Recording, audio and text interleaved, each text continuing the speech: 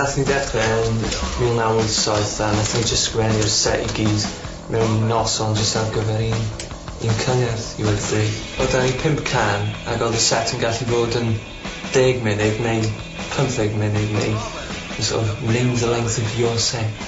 Yn gallu neud e. Oedd dim structure iawn i'r caneuon, o'n nhw just yn chwarae'r gan, o'n I just yn siarad just dros y top dyn geiriau, o'n I just yn meddwl rantio dros y top. A pan o'n I gorffen, bys nhw'n troi at Owen, bydde fe'n dal gitar yn yr awyr, a bydde'n can yn ôl. Mae lot o bands I dal yn neud na, Wel, ma'n ymddangos bod nhw'n dal yn neud.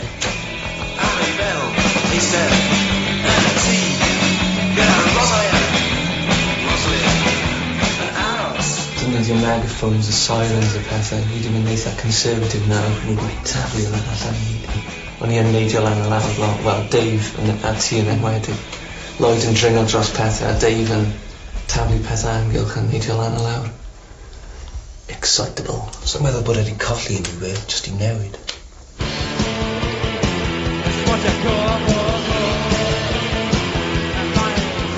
Yn hoffi rili chwarae'n fyw. Weithiau dwi mewn i'r peth, weithiau dwi ddim, a pan eitha erratic. Wel, sa'n gathol Mr Showbiz yn eitha. Os dwi mewn tymed da, na'n chwarae'n eitha da, os dwi mewn tymed ddrwg, sa'n jyst yn sefyll yna. Well gen I gweld rhywun yn bod yn ddiffiant a llwyfan, na jyst cis roed act yma, bod nhw'n hapus a bod nhw'n happy-go-lucky a cracked jokes. A fel mae Lloyd yn dweud cis bod yn Mr Frontman Showbiz. A ni'n gallu bod yn... Os chi'n mynd I weld band, yma canodd yna'n pransio amgylch. Mae'n gallu bod yn... Mae'n rhoi chi off. Dwi jyst methu meddwl am dim byd I ddweud rhwng caneuon. It's like, hey, you having a great time, or what?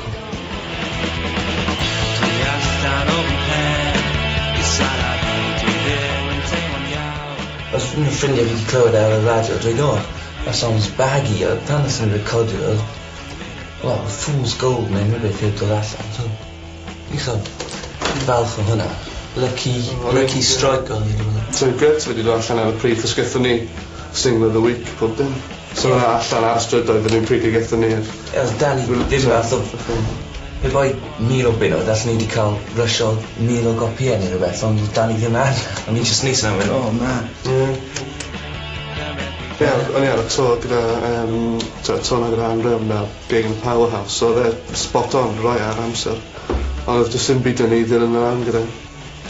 Oedd gyda ni'n cymorth anyway, o neb I weid, like, mae'r record yn wedi cael y fyw da, sydd yn ridiculous, really. Ie, ni ddim yn gwybod beth I wneud. Oedd pobl yn dweud, oedd Rhys Wyn wedi dweud, allwch chi cael rhywun yn Lloegr I roi'r allan yn hawdd nawr, ond nhw ddim yn gwybod sut I wneud e. Wel, ar y pryd hynny, o'n I wedi sgwennu I loads o labeli anyway. Ond gyda ni ymateb ffafriol gen nhw, ond nathon nhw ddim byd amdano fe. Hi eisiau canu yn Saesneg, yn problem ar y pryd. Ond dweud, newn ni'n prynu'r track os chi'n canu'n Saesneg yn stwff o'n. Yeah, great lads, ond os chi, ail-deud I gan yn Saesneg, beth nhw'n rhoi allan.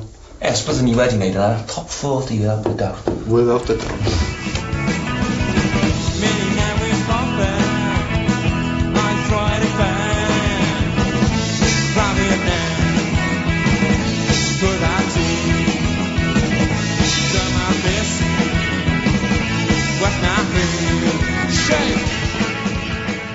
So nath ni gael cyfarfod oedd yn eitha heated. O'n i sy'n gadael. Wel, na'r gosna ni wedi dod I pobl yn gadael y grŵp, fel mae Lloyd yn deud. Ond beth ddigwyddodd oedd, ath ni trwy'r set I gyd, pawb yn deud pa ganeuon o'n nhw'n hoffi a pa ganeuon o'n nhw ddim. Ac yn y diwedd, dwi'n meddwl taw syth ag ofn i'r dyn oedd rhan fwyaf o'r grŵp yn hoffi. So nath ni weid, wel, nawn ni cymeryd 5 mis off, sgwennu set newydd. A os nag yw'n gweithio, wel, dwi'n gweithio. A dyna fe. A dyna fe. Adios, Crumblowers.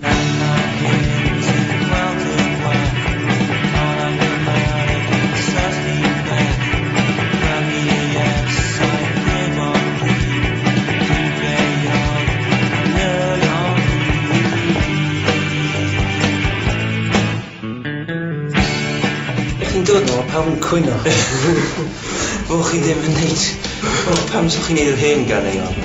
No. Allwch chi canu fel hyn, neu ddim yn gwbl. Byddai rhoi grwpiau Cymraeg jyst yn hapus i neud y treadmill Cymraeg. Chymod, rhywbeth allan ar gyfer y Steddfod. Rhywbeth ma'n jyst yn mynd yn bod. Os ti'n gallu gweld Lloegr draw fan'na, mae'n agosach.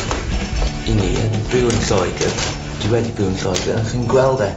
Dwi eisiau bod mewn fan'na. Dwi eisiau bod yn y music papers, dwi'n ffront. A beth sy'n apelio at fi am bod mewn band?